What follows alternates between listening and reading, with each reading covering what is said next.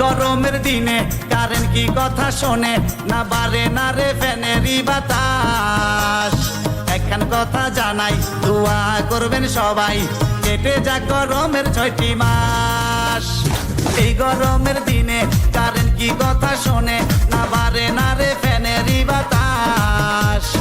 একখান কথা জানাই দোয়া করবেন সবাই কেটে যাক গরমের 6টি মাস